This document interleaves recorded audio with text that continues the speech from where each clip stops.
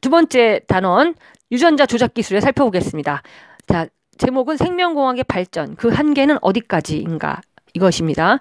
자, DNA 염기서열에 따라 단백질이 만들어지고 단백질들이 결합되어 하나의 생명체를 만든다. 따라서 DNA 염기서열을 읽고 그 염기서열이 신체에 어떤 영향을 미치는지 알 수 있다면 특정 질병을 유발하거나 유해한 단백질을 만들어내는 염기서열을 찾아내 미리 치료할 수 있을 것이다.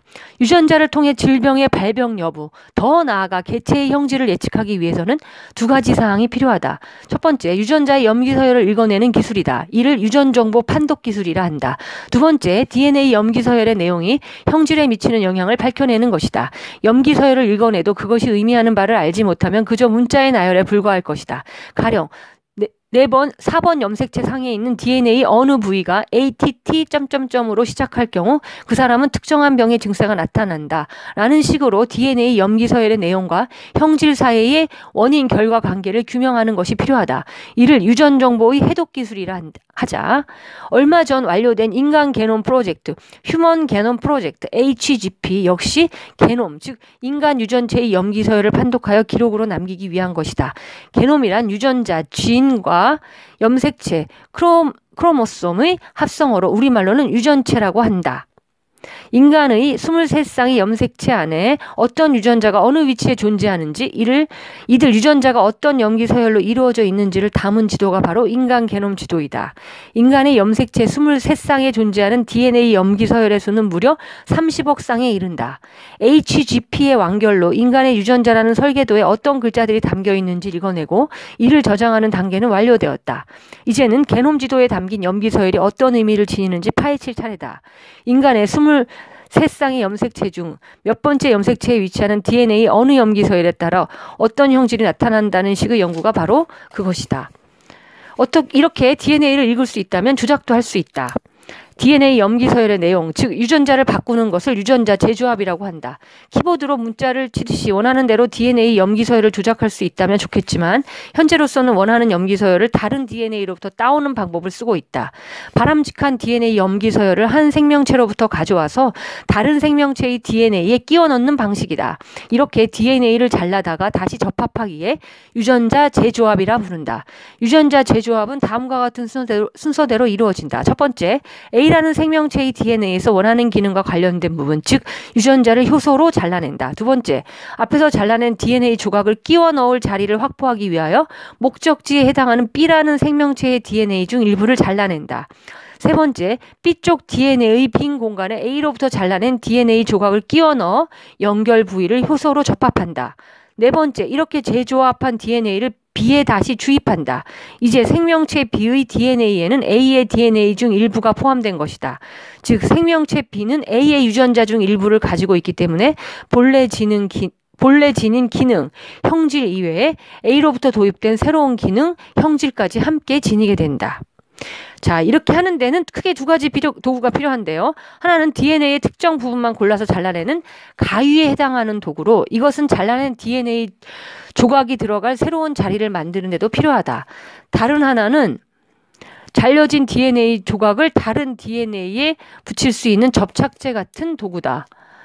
이 접착제 역할을 하는 것이 바로 효소다. 조각난 DNA를 이어 붙이는 효소인 DNA 리가아제는 1967년 갤러트에 의해 발견되었다. 실용성 있는 DNA 가위는 미국의 생물학자 스미스와 네이선스가 제한효소를 발견함으로써 해결되었다. 제한효소는 DNA를 아무 곳에서나 막 잘라내는 이전의 도구와 달리 특정 염기서열이 반복되는 부위만을 정확하게 골라서 잘라주는 장점이 있다. 제한효소를 통해 DNA 중 원하는 부위만을 잘라내고 DNA 리가아제를 통해 원하는 곳에 붙여 넣을 수 있게 된 것이다. DNA 중 일부를 잘라내어 그것을 다른 DNA에 끼워 넣는 기술, 즉 유전자 재조합 기술이 실용화된 것이다. 이렇게 재조합한 DNA는 원래 자리에 넣어서 생명체가 가능하도록 만드는 것이 최종 목적인데 새로운 DNA를 직접 세포에 넣어줄 수는 없다. 왜냐하면 DNA는 세포 안쪽에 핵 속 깊숙한 곳에 있기 때문이다. 그래서 재조합된 DNA를 안전하게 운반할 운송수단이 필요하다. 이 운송수단을 벡터라고 한다. DNA만이 아니라 유전자를 품은 벡터 전체를 세포에 넣어준다. 운반체인 벡터로는 플라스미드, 바이러스 등이 쓰인다. 바이러스는 세포에 침입하여 그 세포의 DNA에 자신의 DNA를 끼워 넣는 특성이 있기 때문이다. 바이러스의 DNA 중에서 세포에게 전달할 DNA 부위를 드러내고 그 자리에 전달하고자 하는 DNA를 끼워 넣은 다음 바이러스를 세포에 집어넣는다면 바이러스는 운반체, 즉 벡터 역할을 하여 세포에게 전달할 DNA를 세포 중심까지 가져갈 뿐 아니라 그 DNA를 세포의 DNA에 주입하기까지 할 것이다. 오늘날 일반적으로 부르는 유전자 재조합 기술은 1973년 미국의 코언과 보이어가 개발하였다. 이들은 제한 요소를 사용하여 항생물질의 내성이 있는 DNA를 실험실에서 배양한 대장균에 삽입하는 데 성공했다. 보이어는 1977년 인간의 유전자를 대장균에 삽입하는 데도 성공하여 그때부터 미생물이 인간의 단백질을 생산할 수 있게 되었다. 인간이 건강하게 살아가기 위해서는 인체 내에서 단백질, 효소, 호르몬 등의 생체 물질을 끊임없이 합성해야 한다. 질병 중 상당수는 이러한 생체 물질이 부족해서 생긴다. 유전자 재조합 기술을 이용하여 번식력이 강한 미생물에게 인간 유전자를 심는다면 그 미생물은 인간이 필요로 하는 생체 물질을 생산할 것이다. 예를 들어 유전자 재조합 기술을 이용하여 인슐린 생산에 관련된 인간 유전자를 대장균에 번식시킨다면 인슐린을 생산하는 대장균을 다량으로 얻을 수 있다. 보이어 교수는 벤처 자본가 스완슨과 함께 생명공학 분야 벤처인 지넨테크사를 설립하여 1982년 최초로 유전자 재조합 인슐린을 시판하는 데 성공하였다. 생명체의 복제는 클로닝이라 불리는데 이는 만들어지는 개체의 유전적 형질이 원본과 동일하다는 뜻이다. 식물 또는 하등 동물에 한해서긴 하지만 사실 복제는 분자 생물학이나 생명공학이라는 용어가 생기기 훨씬 전부터 식물의 줄기나 가지에 접부질을 하는 방법으로 활용되어 왔다. 하등 동물인 플라나리아의 경우 몸을 머리 부분과 꼬리 부분으로 잘랐을 때 머리가 붙어있는 쪽에 잘려진 단면에서 꼬리가 재생되고 꼬리가 남은 쪽에서는 머리가 재생되어 하나의 개체가 두 개의 개체로 불어난다. 그러나 복잡한 고등동물의 경우 복제는 쉽지가 않다. 동물의 복제는 한마디로 핵치환 기술에 의한 무성생식이라고 할 수 있다. 일반적으로 암컷의 난자와 수컷의 정자가 수정하여 번식이 이루어지는 유성생식의 경우 난자의 핵에 들어있는 DNA와 정자의 핵에 들어있는 DNA가 절반씩 합쳐져 자식의 DNA를 구성한다. 만약 난자의 핵을 드러내고 복제하고자 하는 원본 개체의 핵을 그 빈자리에 넣은 다음 그 난자를 자궁에서 키운다면 어떻게 될까? 이렇게 해서 태어난 아이는 원본 생명체의 핵, 나아가 그 핵 속에 담긴 유전 정보를 그대로 지니기 때문에 원본 생명체와 유전적으로 동일한 클론이 된다.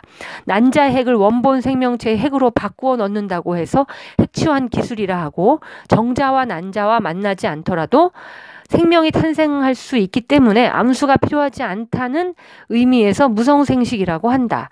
최초의 복제 포유류로 알려진 돌리가 핵치환 무성생식 기술로 탄생했다. 이전에도 개구리같이 비교적 간단한 동물은 복제되었으나 양 같은 포유류는 계속 복제에 실패하다가 1999년 스코틀랜드 로슬린 연구소의 월머트가 성공시킨 것이 바로 복제양 돌리다. 돌리의 탄생이 세상을 떠들썩하게 한 것은 돌리가 성체, 즉 어른 개체로부터 복제된 클론으로서는 최초였기 때문이다. 돌리를 탄생시킨 기술은 양뿐 아니라 돼지, 소, 염소 등 모든 동물에게도 적용할 수 있다. 양과 같은 포유동물의 복제에 성공했다는 것은 조만간 인간 역시 복제할 수 있다는 의미이다. 이에 세계 각국과 국제기구들은 인간 복제 문제가 현실로 다가오자 이를 금지하는 데 나섰다. 그러나 1998년 이후 줄기세포 연구가 급부상하면서 인간 복제는 인간 배아 복제의 형태로 다시 각광을 받게 되었다. 질병 치료에 있어 획기적인 진전을 가져올 수 있는 줄기세포를 얻는데 배아 복제가 필요하기 때문이다. 정자와 난자가 결합하여 만들어진 수정란은 자궁에서 점점 뼈, 심장, 피부 등 다양한 조직세포로 만들어져 즉 분화되어 아이로 자라난다. 줄기세포란 수정란의 세포가 분화되기 전의 단계를 말하며 적절한 조건을 맞춰주면 신체 어느 기관의 세포라도 얻을 수 있다. 따라서 환자에게 줄기세포를 분화시켜 얻은 건강한 세포를 이식한다면 치료가 가능하다. 자, 오른쪽 페이지 그림, 복제약 돌리의 탄생 과정을 그림으로 설명한 것입니다. 자, 그런데 문제는 다른 사람의 줄기세포로 만든 세포를 이식받을 경우 환자의 몸에서 거부 반응이 일어날 수 있다는 것이다. 그러므로 환자 자신으로부터 줄기세포를 확보하는 것이 중요하다. 줄기세포는 완전히 자란 성체로부터도 얻을 수 있지만 아직까지 그 확률이 떨어지기 때문에 주로 배아로부터 얻는다. 배아, 엠브리오란 수정란이 첫 번째 세포 분열을 시작하여 아기의 모습을 갖추기 전까지를 의미하며 사람의 경우 임신 8주 이전까지 아기가 바로 배아에 해당한다. 그러므로 줄기세포를 이용한 치료를 위해 가장 먼저 필요한 것은 환자의 배아이다. 그리고 배아를 환자 자신의 체세포로부터 복제해내는 것을 인간 배아의 복제라고 한다. 인간 배아의 복제는 원본 인간의 체세포로부터 얻은 핵을 여성의 난자에서 핵이 제거된 자리에 끼워 넣는 핵이식을 수행한 다음 이것을 배양하여 배아로 키워냄으로써 이루어진다.